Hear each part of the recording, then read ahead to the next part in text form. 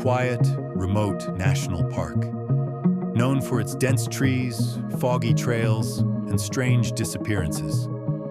People say the forest keeps memories, ones it never forgets. In 2019, two hikers discovered a torn backpack caught in the roots of an old tree. Inside were a notebook, an ID card, and a damaged camera belonging to Claire Donovan, 26. When investigators recovered the photos, the last image stopped them cold. Claire's terrified face, and behind her, a faint outline of a man. When police checked the camera, the last photo stopped them cold.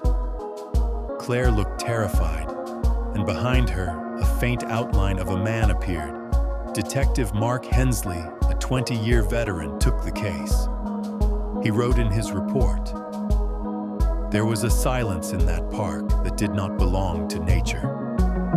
Search teams scanned the area carefully.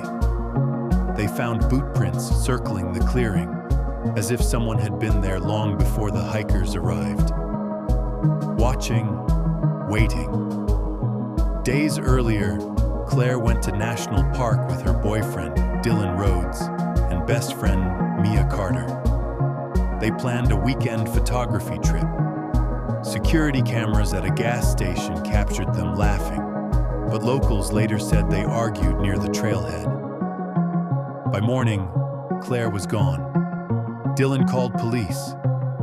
"We argued," she walked off. "I tried to find her, but she was gone. When police reached their tent, it was torn from the inside. Drag marks led into the woods."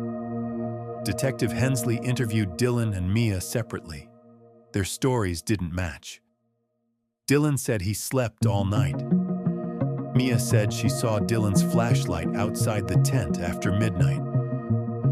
Forensics enhanced Claire's photos. One picture showed a man's hand on her shoulder, tattooed.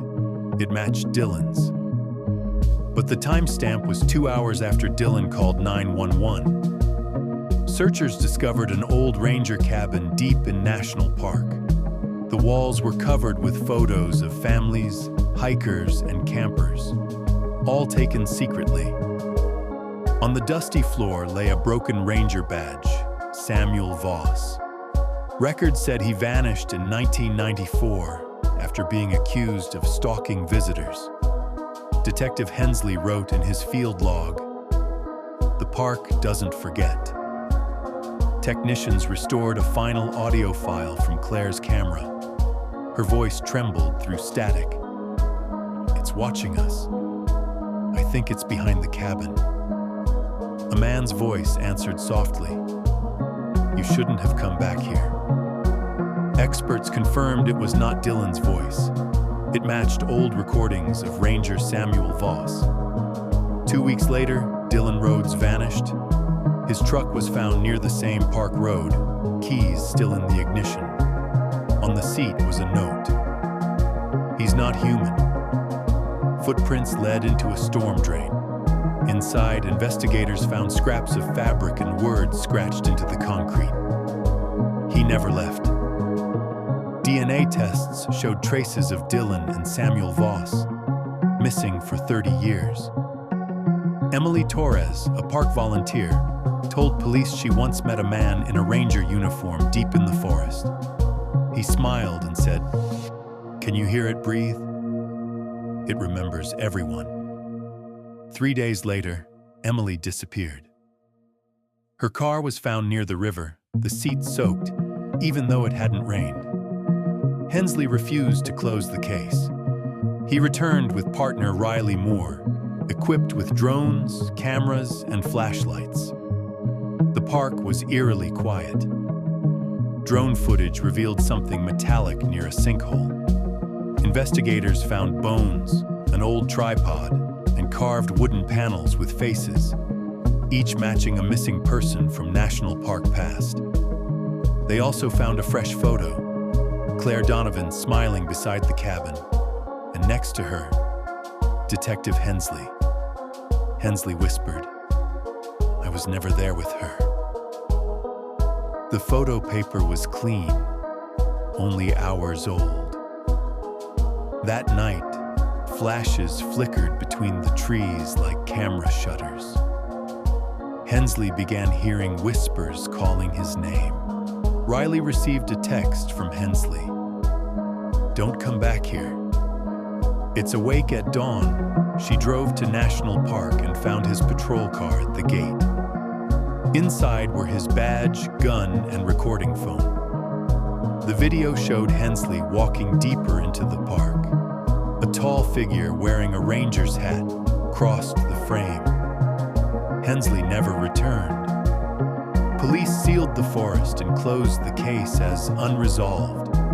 But hikers still report camera flashes deep in the woods. Locals now call it the Watcher of National Park.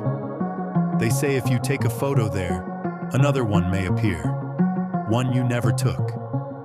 Years later, Detective Riley Moore reviewed the evidence: photos, recordings, the notebook, and missing persons.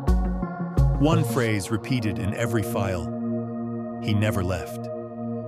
Determined, Riley decided to return to National Park alone. Fog curled around her boots. She reached the cabin. New photographs were pinned to the walls, crisp and clear.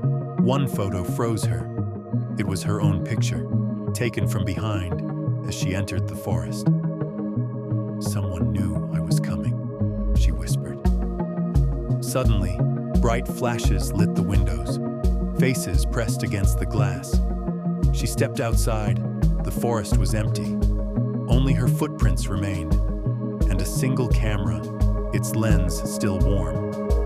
The footage showed her entering the cabin. Behind her, a figure slowly approached, Detective Hensley. His eyes were pale, his voice distorted. "You shouldn't have come back here." The video glitched and cut to black. Riley's phone rang. A deep voice said, "We keep the faces safe." Seconds later, a new photo appeared, her sitting in the car. No one else was around. Riley's car was empty, headlights on. Her badge lay near the sinkhole. Inside, carved into wood, was a face, hers, smiling faintly. Locals say new carvings appear each autumn for every person who enters the forest and never returns. National Park doesn't take lives, it preserves them. Every photo, every carving adds to its collection. Hikers sometimes hear faint shutter clicks. If you follow the flashes, you might see your own face staring back. No one knows what really happened to Claire, Dylan, or the detectives. But when the fog drifts across National Park and the park grows silent, some say you can still hear the whisper, "Smile for the picture."